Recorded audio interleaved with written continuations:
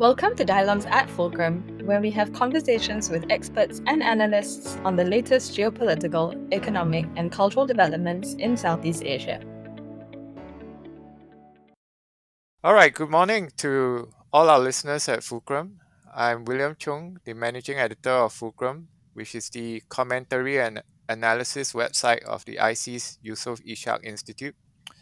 Today, we're going to discuss the leadership changes that have happened in the country of Vietnam this year. There was a series of high level leadership changes culminating in the election of President To Lam as the new General Secretary of the Communist Party of Vietnam on the 3rd of August 2024.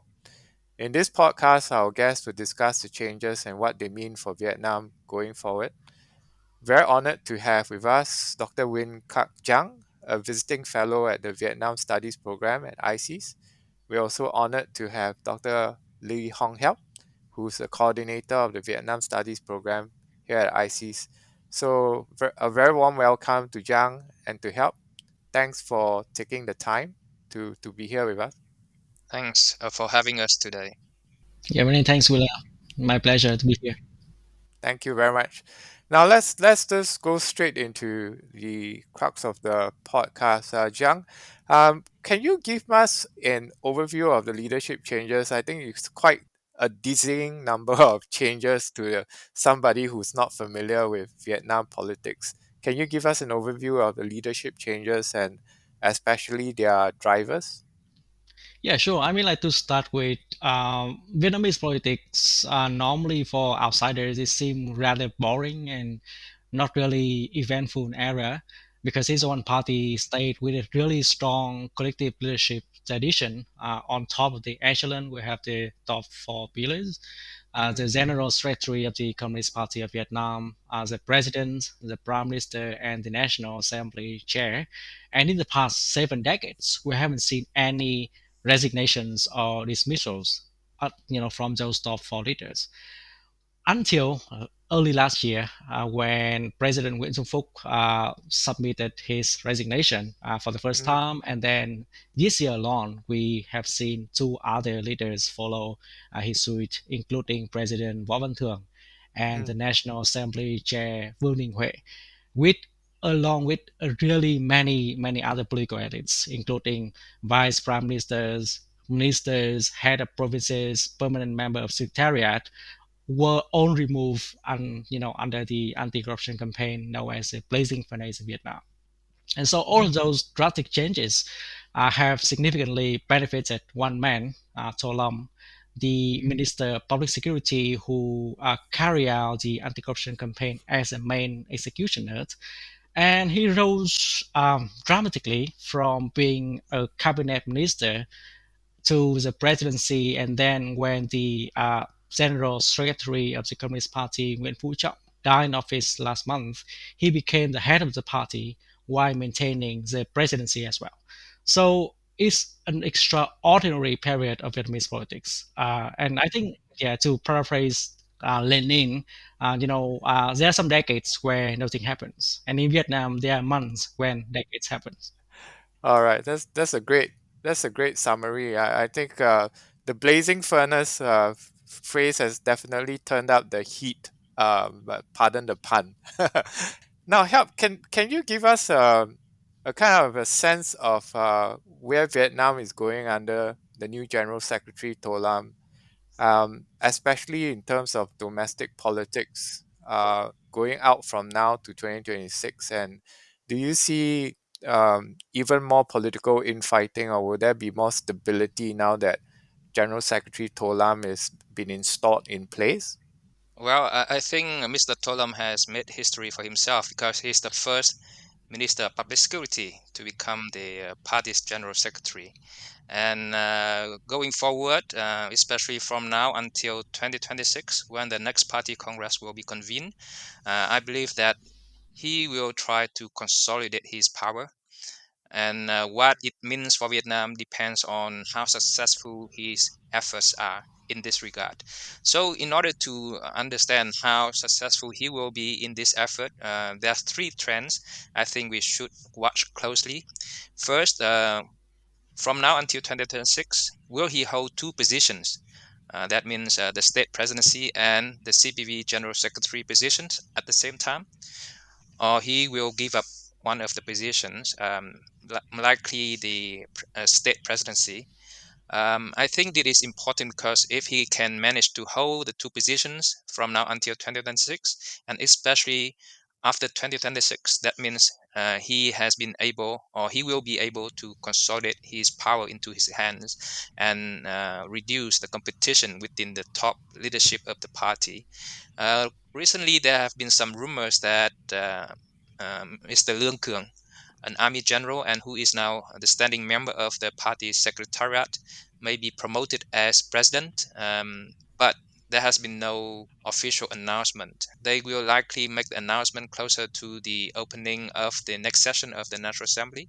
But it remains to be seen whether it will be, decided that way or not. Because one of the issues with Mr. Keung is that he has not acted in the capacity of a minister or a local leader, and he has been a professional military man. So he has not met the conditions to be promoted to the state president position. So in case Mr. Tolam, try to exploit this weakness to prevent Mr. Leung Keung from taking over the president position, then he will likely stay on as both the president and the general secretary of the party. So that's the first trend. The second trend is whether he will try to purge rivals, especially those associated with other camps, other factions. So in on the same day when he was elected general secretary of the party, two senior politicians were purged from the central committee. They were Deputy Prime Minister Le Minh Khai and Minister of Natural Resources and Environment Dak Quoc Khanh. They were seen as members of another two other camps. So basically, from now until 2026, we will have to watch whether he will remove other potential rivals or politicians from other rival camps. And along with that, I think there's a third trend we should try to watch is whether he will be successful in installing his allies and associates into key positions within the party and the government. So recently, General Nguyen Khac Giang, who was a senior leader in the Ministry of Public Security, was made head of the central office of the CPV. And we know that the head of central office of the CPV is a sort of assistant to the general secretary. So he is trying to bring key allies and associates, into the inner circle to work with him. So whether he will be successful in installing other allies and friends and associates into other key positions within the party and the government remains to be seen. But if he is successful, he will be able to significantly consolidate his power, and that may mirror the approach that President Xi Jinping has adopted in China. And if this trend continues, especially beyond 2026, that may be a worrying sign for Vietnam. But I think for now, despite all the potential political maneuvers by Mr. Tolam, I expect there will be more political stability because at least now we have a new general secretary, and he may likely stay beyond 2026. So there is at least less uncertainty about the change in the top leadership. But what that means for Vietnam, I think, as I mentioned earlier, depends on how successful Mr. Tolam will be in consolidating his power and how the intra-party democracy will be affected by his moves going forward. Hmm.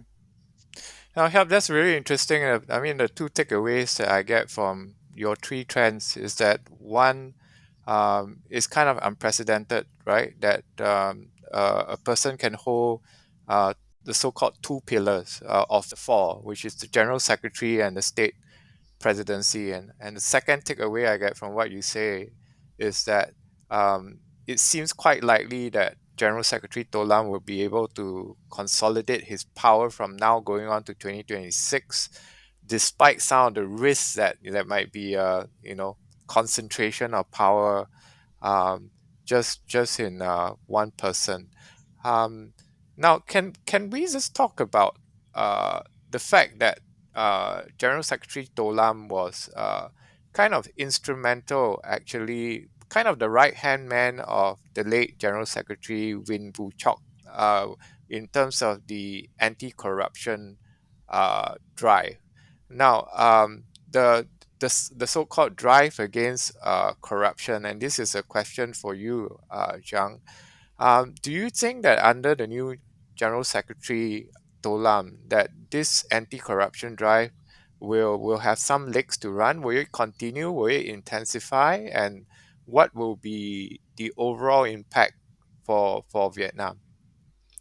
Well, I think in Tolam's inaugural speech, he's committed to continue Chok's legacy in pursuing the anti-corruption campaign. And I think he's true to his word because of many reasons. But most importantly, he wants to prove that he's a rightful heir of Nguyễn Phú Trọng, especially given Nguyễn Phú Trọng extreme popularity among not only the population but also among the elites in Vietnam. But I think there would be some slight differences in the approach that Tolam will pursue the anti-corruption campaign. First, I think that the intensity of the campaign will reduce at least until 2026, because now that Tolam has successfully consolidated his power, I think the emphasis now, similar to Hiep's view, that he would try to prioritize political and economic stability ahead of the 2026 Party Congress because he wants to make sure that he's performed well until then, to be reselected, again as the party chief of the country of the Communist Party of Vietnam. And so Tolam, I think he's given the fact that he actually quite like a pragmatist, is not an ideologue like Chong. I don't think he will try to pursue anti-corruption drive at all costs. And so he would be smart enough to know how when to stop and when to prioritize other social and economic priorities instead of just focusing solely on internal affairs and anti-corruption drive. So I think we still see some some people being targeted in the anti-corruption campaign, similar to what Nguyen Hiep already said about the dismissals of Vice Prime Minister Le Minh Khai, along with three other Central Committee members. Just a few days after Tolam became the General Secretary of the CPV, but I think the anti-corruption campaign under Tolam will be more practical rather than ideological. So by which I mean that Tolam will manipulate and use the anti-corruption campaign as a very important tool to remove or neutralize potential rivals instead of making it as a main part of the party's legitimacy like Chong did during his three terms as the Gen Sec of the CVP. And I think continuing from the trend of Trump's era, the power of the anti-corruption campaign still remains with the security faction, especially within MPS, given the fact that Tolam's protege now is now the Minister of Public Security, and many other Tolam proteges, including the General Nguyen Khac, who is now Tolam's basically chief of staff at the CVV, and his other general, Vũ Hồng Văn, is now in the Central Disciplinary Commission, and who I think will play a very important role in the next leadership transition, as he might be, selected as a new leader of the Central Inspection Commission after 2026. So I think that's the three main points that I see that the anti-corruption drive under Tolam might be a little bit different from what we have seen in the past 14 years under Chong's rule. Thanks for that. So what I take from what you've just said, Jiang, is that it's going to be the anti-corruption drive under Tolam is going to be practical but not ideological, in a sense. I have a quick question for you. Perhaps you can educate myself as well as listeners to Fulcrum who are not that familiar with Vietnamese politics. Does the fact that General Secretary Tolam used to be the Minister for Public Security, what kind of sentiment that does that provoke in ordinary Vietnamese? This is obviously a first time that a minister of public security has been appointed general secretary of the party? Yes, he is the first Minister of Public Security to be appointed as the party chief, and that has raised some concerns among some segments of the population, especially the business community, because the Ministry of Public Security is very powerful, and despite being promoted to party chief, Mr. Tolam still has a lot of influence over the security apparatus. So there's some concern that he may leverage the security apparatus to turn Vietnam into a so-called police state. That may be far-fetched for now, for all the reasons that Giang has just mentioned, and the fact that he is a pragmatist, not an ideologue.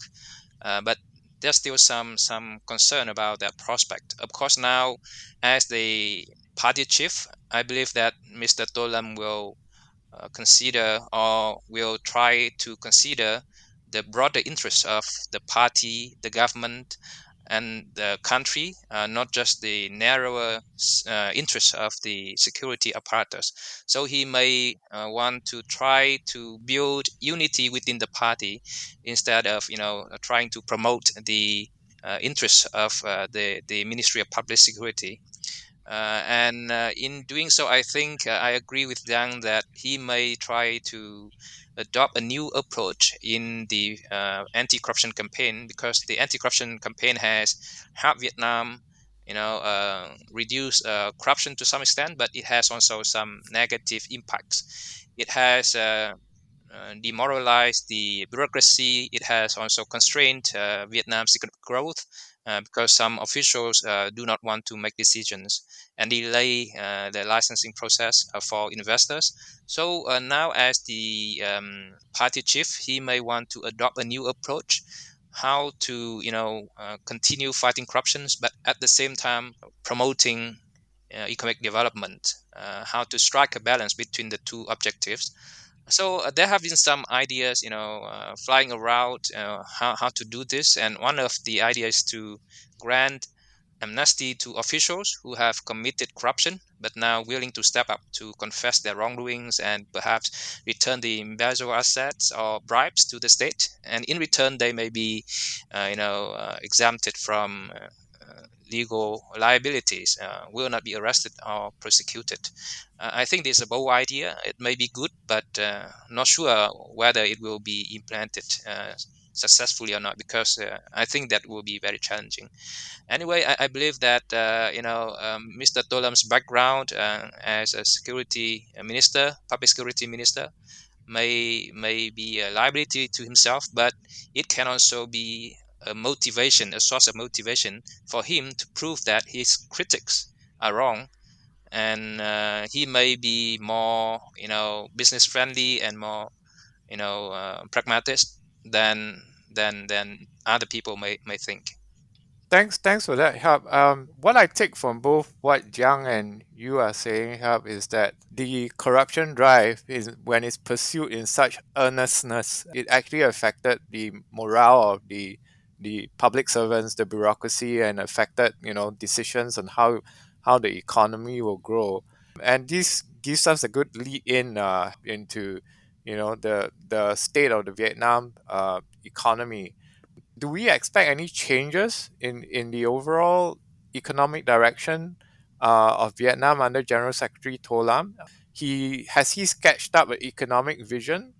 Is he seen to be conservative, or is he reform minded in terms of economic management, and basically is he going to take a different track from what his predecessor had taken on the economy? Well, I think Mr. Tolam has no track record in economic management. He has spent his whole career in the Ministry of Public Security. So whether he will have a vision for the economy remains to be seen. But I believe that he will not do anything to harm the economy, because the very a very important source for the party's legitimacy, as well as Mr. Tolam's legitimacy and reputation, is the performance of the economy. So there's no reason for him to introduce policies that may negatively affect the economy. To the contrary, I believe that he may try to, further promote economic development to prove that his critics are wrong, and he is the right leader of the party despite his security background. So I believe that he will not touch the economy. The Vietnamese economy is doing well, and he will not do anything to derail the economy.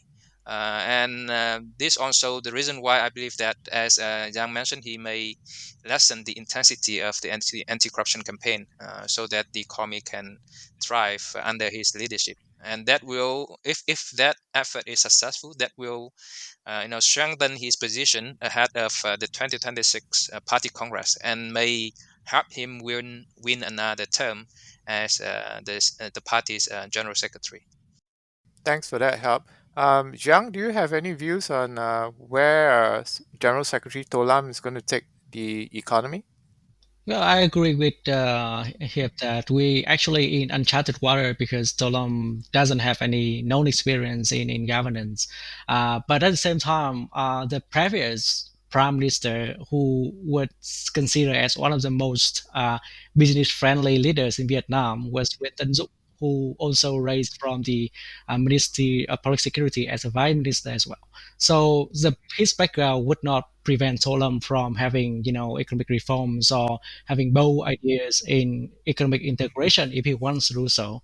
And secondly, I think it's also very important to note that the Vietnamese system also has some guardrail in terms of preventing extremism in economic policies. Given the division of labor at the top echelon of Vietnamese political system, the prime minister is the one who most responsible for economic policy. And Prime Minister Phạm Minh Chính, I think, is currently doing quite well, and I think he is also expected to remain in the leadership at least until 2026. So in the short term, I think, given that I don't think there would be any significant setback in terms of economic policy or economic development in Vietnam, given the fact that Tholam is now the general secretary. Just to add quickly to Zhang's points, I agree with Zhang's observation that there's a clear division of labor within the party's top leadership. So now, as the party chief, Mr. Tolam's main task in his job description is actually to take care of the party, to ensure the party's survival, and to focus on party building. So he will not interfere in the economy, which is the responsibility of the prime minister. That said, I think we have also to look beyond 2026, because Mr. Ching may retire in 2026. In case he retires, who will succeed Mr. Ching as the PM also has some implications. So far, it's still too early to tell, but from my observations, one potential candidate for the PM position, in case Mr. Ching,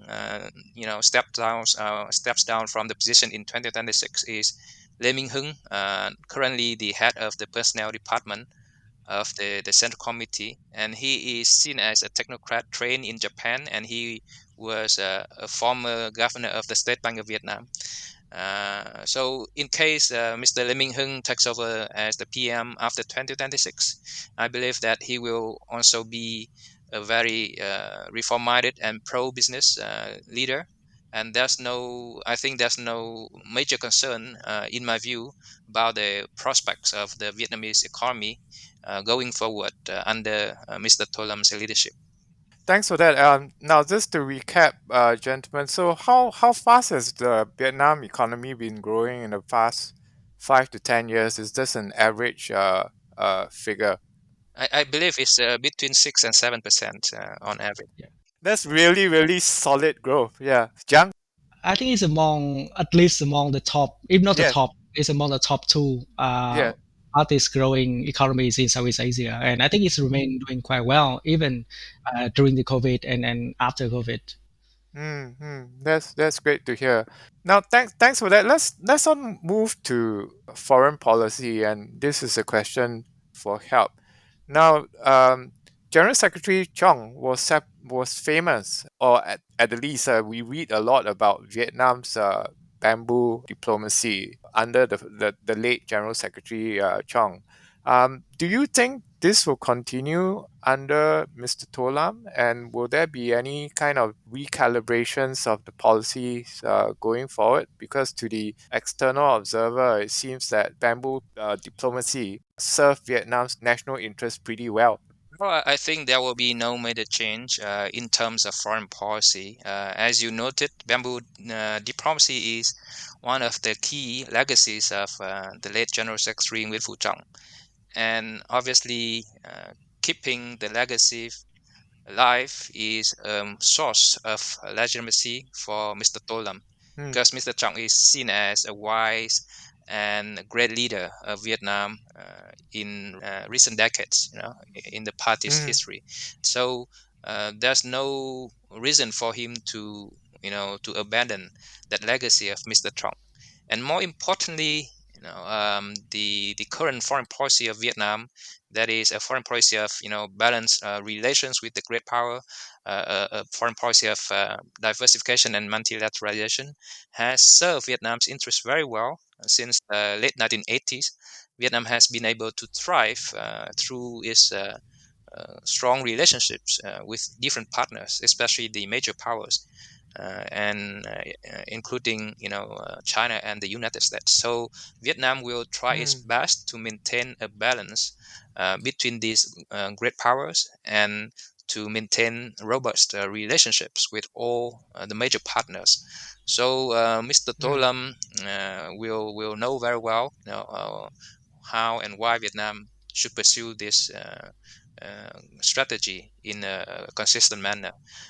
He is seen as conservative by some observers due to his mhm, background, and naturally, people believe that he will be able to maintain good ties with China, a fellow communist country. But I don't think Vietnam's relations with the US will also be affected uh, by his rise. Actually, the U.S. is well aware of his potential rise, and I have observed some efforts by the U.S. to engage him in person in the months or the years before his rise to the top position. So I believe that the U.S. and its allies are quite familiar with him and will be able to work with him to move Vietnam-U.S. relations further forward. So I don't expect any changes to Vietnam's overall policy as well as Vietnam's relations with the main partners, especially the U.S. and China, under his leadership. Thanks for that help. Now, Jiang, I have a question. Because you have written so extensively, I have a question about Vietnam's relationship with the US going forward. But for help, I'd like to ask you a follow-up question to what you said earlier.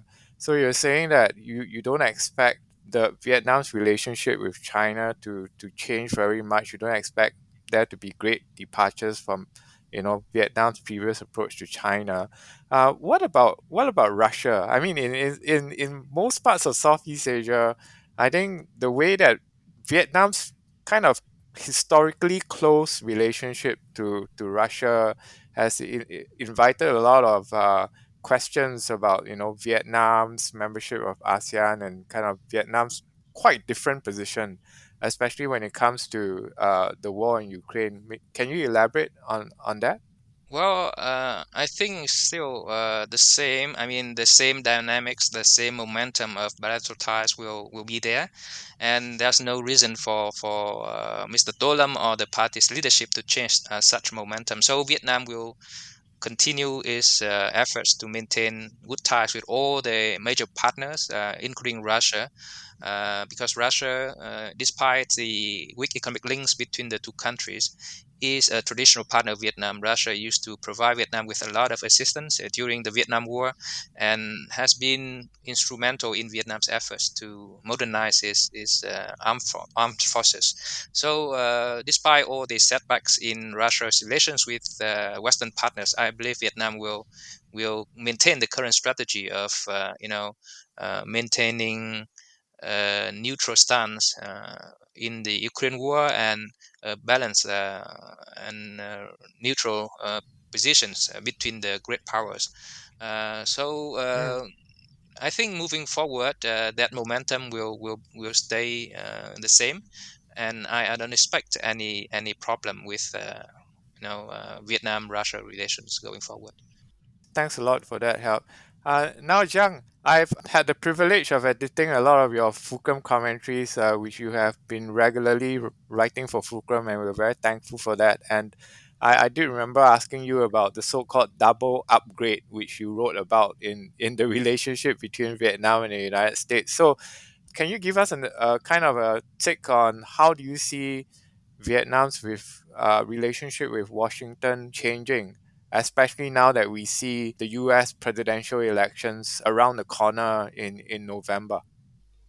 Well, I don't think there would be some major changes in the U.S. Vietnam relationship, no matter who will be in the White House early next year. I think there is a bipartisan view in the U.S. about the need to contain China's rise in the Indo-Pacific, and Vietnam becoming, as the very crucial swing state along with India in Asia.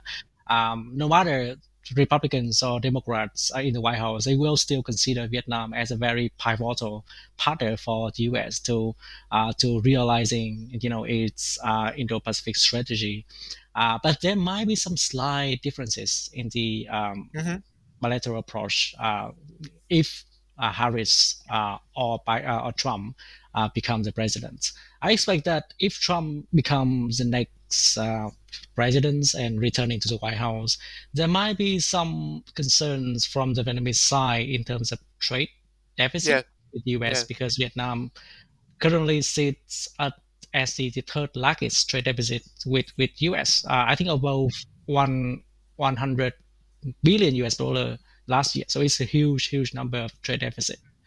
And I don't think Trump will be lenient on that front because he used to call out Vietnam and um, saying that Vietnam is the single worst trade abuser after China. And so that might be a source of concern for the Vietnamese if Trump returns to the White House next year. For Harris, I think she will continue Biden's really positive trends of setting a good partnership with Vietnam, especially given the double upgrade last year, making the U.S. The same diplomatic status at Russia or India or China in Vietnam's diplomatic hierarchy. But nevertheless, I think Harris might put a little bit more emphasis on human rights and democratic, yeah. concerns with Vietnam, given Mm. her background and her, I would say her political stance. So that might be another sort of concerns, but not much because, as he have also said, for Vietnam's U.S. relationship, democracy and human rights concern now is not really a big problem. Mm. So I think moving forward for Vietnam, it is important for Vietnam to be well prepared of who going to be the next president of the United States. But at the same time, on the long term trajectory, I think the Vietnam U.S. Relationship will move forward no matter who will be the next president. Thanks a lot for that, Jiang. Now I'm just gonna we're almost on reaching to the end of our stipulated time, but I just have one more follow up question for the two gentlemen, especially now with the U.S. presidential elections, and we are all following it eagerly in Southeast Asia, if not the rest of the world. Can you give a sense of among Vietnamese in Vietnam? Like, is there a preference at all between Trump and Harris, or what's the ground sentiment like? Well, I think it's difficult to gauge the perception of the Vietnamese public towards Trump and Harris. Trump is a controversial politician, and in Vietnam, he also generated a lot of controversy about his policies, and his attitude towards Vietnam. Interestingly, the majority of the people supported him and they liked him. for I think for different reasons. He is seen as a billionaire, successful business man, and he is tough on China. That is something appealing to the Vietnamese public, who tend to prefer, politicians, strong men, strong man, or right? especially leaders Yeah, who can yeah. be tough on China, because they believe that because China is a potential rival of Vietnam, especially in the South China Sea. Anyone who can constrain China will be good for Vietnam's A interest. Yes. bonus, right? Yeah, yeah. But of course, the government does not think so. And as Giang has pointed out, if Trump returns to the White House, there are some concerns about what he can do to Vietnam, especially in terms of trade restrictions. So obviously, why the government, why the people in the street may, want Trump to return to the White House, the government may wish the other way around. But anyway, I think it will remain a very controversial topic. If you go to social media in Vietnam, you can see, the pro-Trump and the anti-Trump camp fight each other, Oh, oh loudly wow. on social media. I think it's not only in Vietnam but in other countries as well. So it's very interesting to see whether he will be able to return to the White House later this year. That's so interesting. And help when you talk about social media. So Vietnamese are on Facebook, Yeah. or largely Facebook Now or Facebook is the other. most popular social media platform in Vietnam. Yeah. Mm-hmm. Mm. Thanks for that. And Jiang, your thoughts? What's the ground? What's the sentiment on the ground, Yeah, or I even? totally agree with here. Nearly 70 million Vietnamese are on Facebook, and if you follow Wow. discussions on Facebook, like a lot of pro-Trump and anti-Trump groups, they fighting against each other. It's really interesting to see because in a single party state like Vietnam, we Yeah. don't have political campaigns, but then you have like Vietnamese netizens campaigning or blocking each other because of their supports for somewhere far away in across the ocean in the United States. But for the Vietnamese state, I also agree with him here about the government's view. They might wish like implicitly for Harris' presidency because it I think would make it easier for Vietnam to deal with Harris and to deal with Trump because of many problems that Trump might pose to the Vietnamese economy and the Vietnamese link with China. But the Vietnamese government they smart enough to hash all of the scenarios. And after the Trump failed assassinations, I think the Vietnamese government also sent some letter or some message to Trump wishing him well. So in a way, try to look nice in front of Trump. Gain some If brownie if the points. scenario happens early, later this year. Thanks a lot for that, Dr. Hiep and Dr. Zhang. I think this was a most interesting conversation about political succession, leadership changes, and then a long discussion on the direction of Vietnam's economy, and then going on to bamboo diplomacy, Vietnam's relationship with China, Russia, and the United States, and then of course to a topic that we all like to talk about, the U.S. presidential elections. So thanks again for your time. I hope our listeners on Fulcrum will enjoy listening to this, and I hope to see both of you on this podcast again. Thank you, William. Thank you very much. Thank My you. pleasure. Thanks for having me. Thank you for joining us in our conversation on Dialogues at Fulcrum. If you want to access more of our analysis on Southeast Asia, please check out fulcrum.sg. Dialogues at Fulcrum is brought to you by the ISEAS Yusof Ishak Institute. We look forward to sharing more insightful conversations with you in subsequent episodes. See you then!